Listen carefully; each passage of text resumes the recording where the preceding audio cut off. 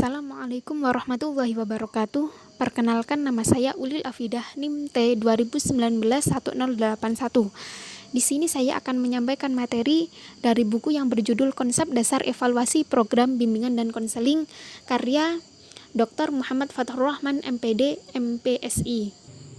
Saya akan menyampaikan bab 1 yang berisi pendahuluan yang terdiri atas latar belakang, ruang lingkup, kompetensi yang harus dikuasai. Yang pertama, latar belakang. Perlunya evaluasi program bimbingan dan konseling. Pelayanan bimbingan dan konseling merupakan bagian yang integral dari kegiatan proses pelaksanaan pendidikan di sekolah secara keseluruhan.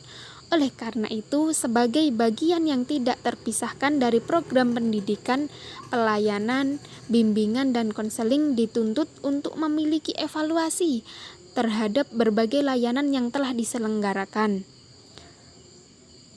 Dalam program bimbingan dan konseling terdiri dari berbagai komponen atau prosedur, yaitu perencanaan, pengorganisasian, pelaksanaan, dan evaluasi.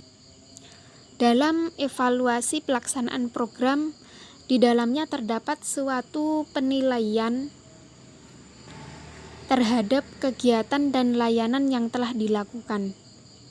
Evaluasi pelaksanaan program bimbingan dan konseling merupakan satu rangkaian kegiatan yang sangat penting, karena berdasarkan hasil evaluasi itulah dapat diambil suatu kesimpulan apakah kegiatan yang telah dilakukan itu dapat mencapai sasaran yang diharapkan atau tidak. Yang kedua yaitu ruang lingkup dasar evaluasi program bimbingan dan konseling.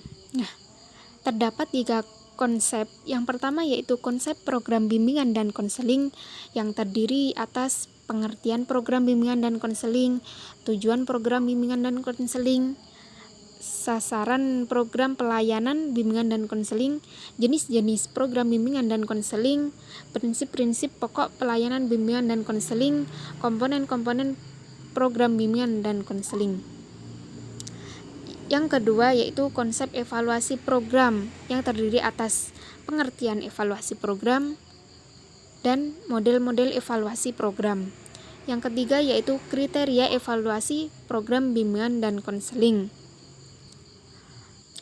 Selanjutnya yang ketiga, kompetensi yang harus dikuasai. Setelah mempelajari buku dengan topik dasar-dasar evaluasi program bimbingan dan konseling, konselor dapat memiliki kompetensi, di antaranya yaitu mengerti program bimbingan dan konseling, memahami tujuan program bimbingan dan konseling, mengetahui sasaran program pelajaran, memahami sasaran program pelayanan bimbingan konseling, mengetahui jenis-jenis program bimbingan dan konseling, mengetahui prinsip-prinsip pokok pelayanan bimbingan dan konseling, mengetahui komponen-komponen program bimbingan dan konseling.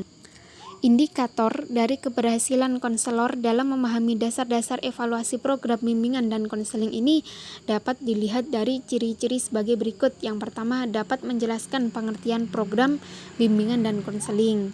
Yang kedua, dapat menjelaskan tujuan program bimbingan dan konseling. Yang ketiga, dapat menyebutkan sasaran program pelayanan bimbingan dan konseling. Yang keempat, dapat menyebutkan jenis-jenis program bimbingan dan konseling. Yang kelima, dapat menyebutkan prinsip-prinsip pokok pelayanan bimbingan dan konseling. Yang keenam, dapat menyebutkan komponen-komponen program bimbingan dan konseling. Sekian dari saya. Wassalamualaikum warahmatullahi wabarakatuh.